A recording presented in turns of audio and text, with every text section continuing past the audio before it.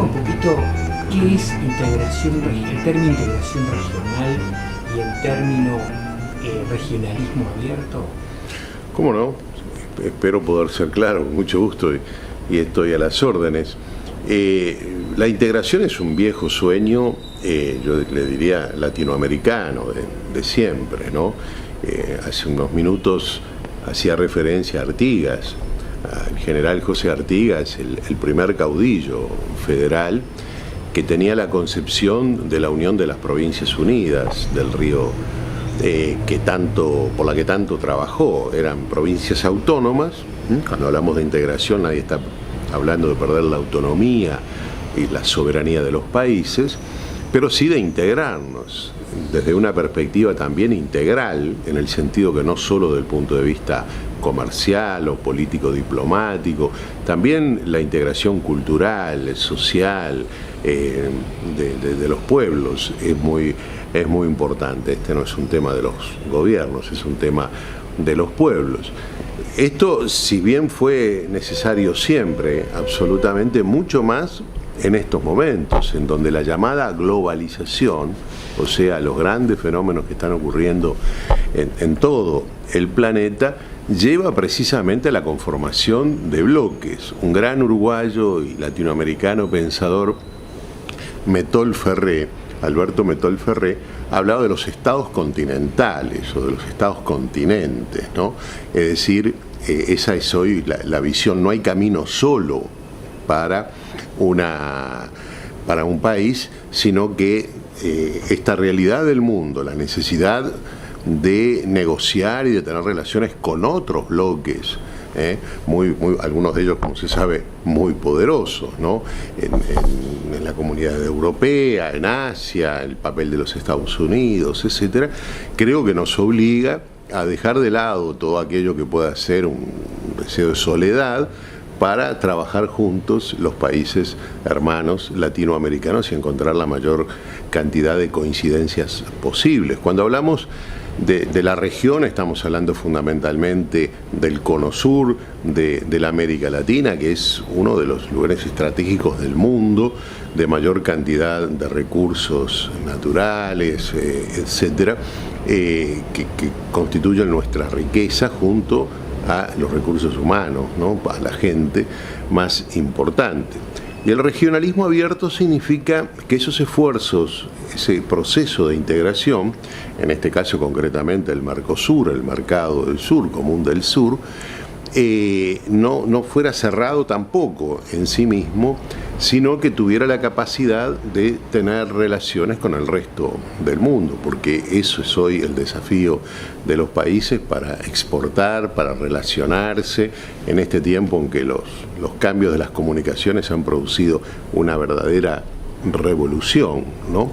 De manera que esa es la idea, no un regionalismo cerrado que se cierra para defender sus fronteras, sino un regionalismo que se fortalece con políticas comunes para tener una apertura hacia el mundo, hacia otros países y muy especialmente ante otros grandes bloques, ¿no? El estado de la situación de la relación Argentina-Uruguay y la balanza comercial, ¿cómo está establecida? ¿Cuál es la película hoy, la foto de la relación? Bueno, la película de hoy es que seguimos trabajando, por cierto, con la Argentina, pero yo no sería honesto si no transmitiera que no todas las cosas están bien. Tenemos una agenda que todavía tiene, en términos de lo que los diplomáticos llaman el semáforo, agenda semáforo, con muchos tonos rojos, muchos amarillos y muchos verdes también. Tenemos una relación comercial que atraviesa por algunas dificultades y que quisiéramos ir resolviendo con los hermanos argentinos. Tenemos todo el gran tema del dragado de nuestros ríos, que felizmente comienza a destrabarse, muy especialmente el canal Martín García, que compartimos y que tiene una importancia estratégica absolutamente fundamental para el comercio fluvial. tenemos temas de puertos que vienen desde el fondo mismo de la historia, de alguna manera gran parte de la historia, y por qué no decirlo, de la hermandad y de la rivalidad de los países, vienen desde nuestra condición de ciudades-puerto, con puertos estratégicamente ubicados, muy importantes, que hoy, no tenemos la relación de fluidez y de integración necesaria. De manera que tendríamos que estar incrementando mucho la balanza y el intercambio comercial, porque para Uruguay se comprenderá que por razones de cercanía y entre otras virtudes, por razones entonces de costos de fletes, el comercio con la Argentina y con Brasil es absolutamente muy importante. Recuerde usted que antes del Mercosur existían convenios bilaterales, se llamaba el CAUCE y el PEC, con Argentina y con Brasil. ¿Por qué? Porque además son productos que no pueden ser exportados a países lejanos porque quedaríamos totalmente fuera de escala, y además son productos que se caracterizan por tener un nivel más importante de valor agregado, esto es de trabajo uruguayo en este caso. Estamos hablando de autopartes, estamos hablando de textiles, de la industria del plástico, de la industria de cerámica, en fin, de muchas industrias que estamos exportando a la República Argentina. En este momento hay una comisión bilateral que está procediendo a organizar la agenda. Esperemos que con voluntad política de los países, podamos ir resolviendo positivamente, con optimismo, esos contenciosos que todavía están pendientes, y nosotros muy modestamente ayudar al liderazgo negociador que están los poderes ejecutivos de ambos países para mejorar todo lo posible. Por suerte también tenemos, no se olvide lo que hablamos hoy del nivel de integración cultural y social. Está funcionando un Mercosur social, y a nivel cultural tenemos muchísimas cosas para compartir, ¿no? Incluso si usted me da medio segundo, me gustaría pasar casi entiendo que es una primicia. Estamos pensando en ese camino cultural realizar próximamente un homenaje acá en Buenos Aires a 5 personalidades del arte, de la cultura uruguaya, que creemos que hicieron un aporte sustancial a la cultura rioplatense, y hacerlo en forma conjunta, invitando gente de Montevideo muy cercana a ellos para poder hablar.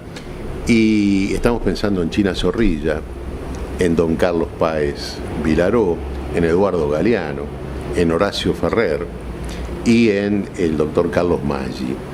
O sea, figuras que hicieron una gran contribución a la cultura, que vivieron gran parte de su vida, incluso en la Argentina, y no queremos hacerlo como como solamente una cuestión necrológica, sino fundamentalmente pensando hacia adelante.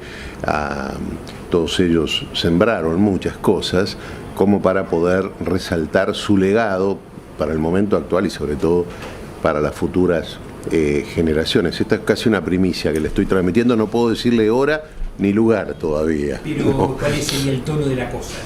Bueno, mire, quisiéramos hacerlo en un lugar primero importante de Buenos Aires, en su capacidad y en lo que pueda representar de emblemático, porque creemos que un homenaje de esta naturaleza puede tener una convocatoria de argentinos y uruguayos realmente muy importante. Luego estamos pensando que venga una figura de cada uno de esos ámbitos. A modo de ejemplo, Páez Vilaró tiene buena parte de su obra artística vinculada a los temas del tango y de Carlos Gardel, por ejemplo, o del candombe, ¿no? Todos sabemos su estrecho vínculo con todo el movimiento de descendientes afro-uruguayos. Bueno, nos gustaría que uno de sus líderes, uno de sus exponentes culturales pudiera ser el que se refiera a Carlos Gardel.